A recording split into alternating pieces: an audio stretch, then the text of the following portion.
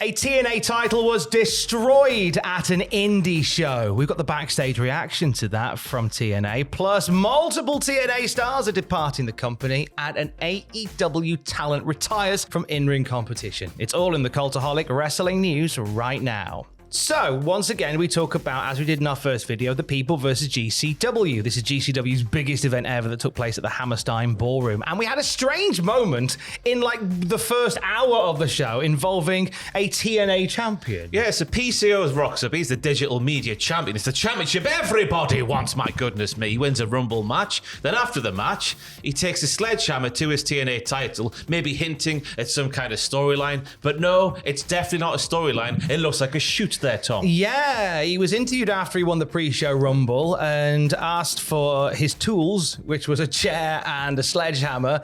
And as you say, he just battered the belt, started running down TNA, saying, "I've sold out the biggest house in TNA history. I've sold more t-shirts in one night than any TNA star." Cut him off, roll VT.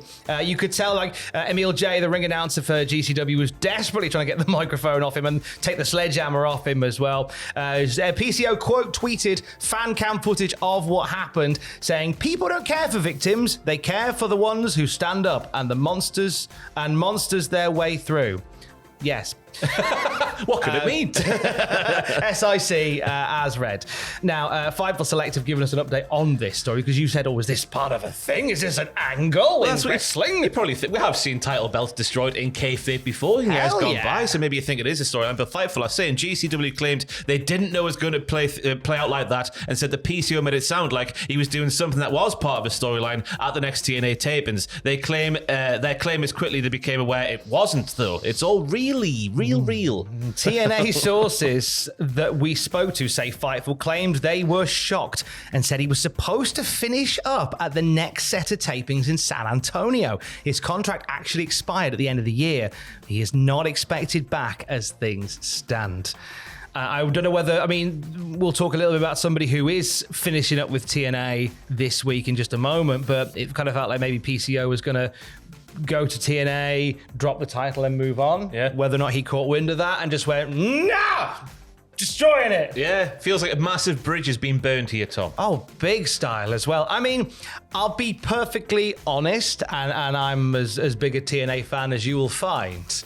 If the TNA digital media title doesn't come back, I won't be upset. Yeah, it doesn't feel like one that's really gathered much momentum since it debuted back in 2019, was it? Something like that? Yeah, I think it was around then. The name just immediately gave me the ick, I'll be honest. But the thing is, and the reason that I don't think it should come back is because TNA, for as long as I've ever known and loved them, have always searched for that mid-card title. I did a whole video on it years ago with mixed, mainly failed results. They have a perfectly good mid-card title in the X Division Championship. It served so many purposes. It can start a show, be in the middle of a show, bridge a show, end a show. It can be held by a flyweight, a cruiserweight, a heavyweight. There's so much you can do with it. It can lead to title storylines for the world title. It has so many uses. Why not just hone in on that? You don't need a digital media title, another mid-card title with the company. Yeah. PCO was right to destroy it.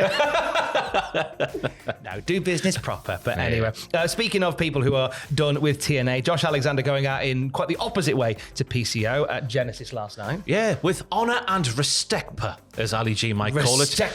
He loses an I Quit match to Mike Santana and basically says to Mike, "You're the new standard of TNA. I'm off now. Bye." Yeah, he says not only was he quitting the match, but he was quitting TNA. Santino Marella collared him after the match and said, "Actually, you've got one more date with us. You're going to come to the live Impact on Thursday." So presumably that will be where we finally say farewell to Josh Alexander as he heads off to pastures new. Yeah, and I think that's a nice way to do it. Nice proper, you've built up that's his final appearance. You'll get a nice send-off there because he has been one of the faces of the brand for at least the last 5 years, if not longer. Really, he's been a workhorse for that company, and he's had some absolute bangers for them as well. Whether he wanted to be there or not, but he was there and he always did his best. He did his thing. Another person joining Josh Alexander in said pastures new looks like to be Jordan Grace. Yeah, Tessa Blanchard defeated Jordan Grace last night, which was interesting. Live crowd. Some of the live crowd chanting "she's a racist" attached to Tessa Blanchard during the match there. Following the event, we saw a video uploaded to social media where obviously Jordan Grace is getting all emotional, so surrounded by the locker room. Tessa Blanchard is right next to her. Jordan just breezes past it to get a group hug in with the rest of the roster. Oh, you can feel the tea being spilt everywhere, so you could. No, yeah. This bit of this farewell, this what was seen to be like a farewell video for Jordynne Grace, has been hyper-analysed, considering the status of Tessa Blanchard as she comes back into the company. Some are saying, well, they're feuding, so therefore, if they're filming it, they don't want to hug on film. But it was, it screams awkward. But the video itself, apart from that, it's lovely because it's the TNA roster applauding Jordan as she comes through the back. Eddie Edwards presents her with an Impact Knockouts title signed by the entire roster. By everybody, yeah.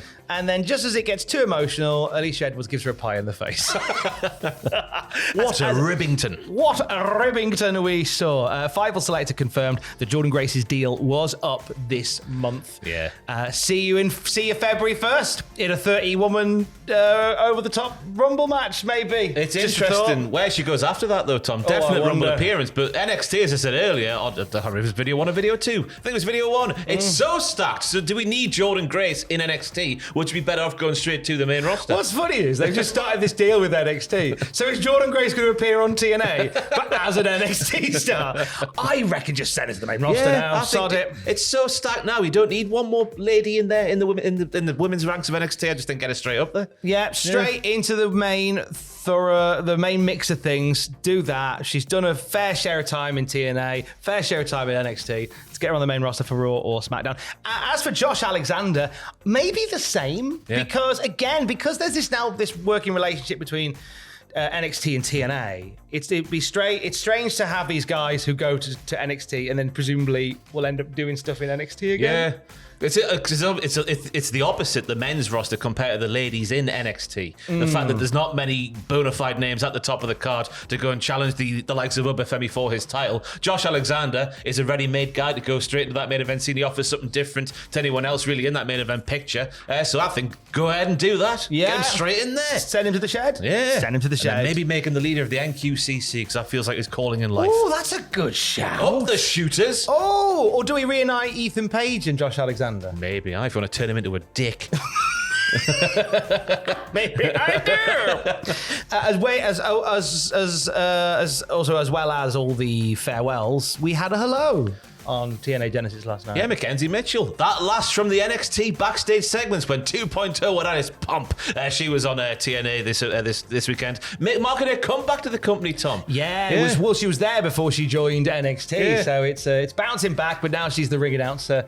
They did a really cool bit before the main event where they've got this new sort of pulsing, and the lights go down, and then you've just got Mackenzie Mitchell in the ring who says, it's time for our main event. I like that. Yeah. Nice little touch, and Mackenzie Mitchell, I thought, did a smashing job. Yes. Enjoyed her good, work. yeah. She is very good. It was a shock when she left NXT, to be fair. Yeah, we were surprised because obviously her and Vic Joseph are a thing in real life. Oh. Because NXT is the horniest promotion in all of wrestling.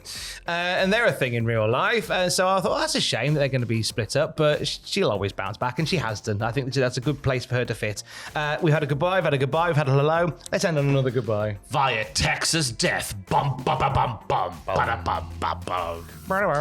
Yeah, Chris McDaniels versus Sandman Page on Collision over the weekend there. And this looks like Chris McDaniels' final match ever. Yeah, wraps up looking at the lights for Hangman Page in a very good Texas Death match. And Hangman Page adds insult to injury post-match, but he comes back and drops Christopher Daniels with Angel's Wings. With his own finisher with the Angel's Wings. Yeah. Gosh darn it. I'm sitting here thinking, surely they're going to make a bigger deal of that if that was his final match. Yes, he came back with the Fallen Angel stick and he was doing all his mannerisms from back in the day, but it just feels like it wasn't really hyped up as such. Yeah, it really wasn't, but maybe that was by design. The Observer reporting that Christopher Daniels will continue to work in talent relations for AEW. It wasn't brought up like a retirement or pushed on television, but that was his call not to make a big deal about it. Backstage Talent was there Thursday night with the impression that he was very emotional backstage when he got back. Yeah, it's him just kind of going, just don't want to make a big deal. I'm just going to quietly go.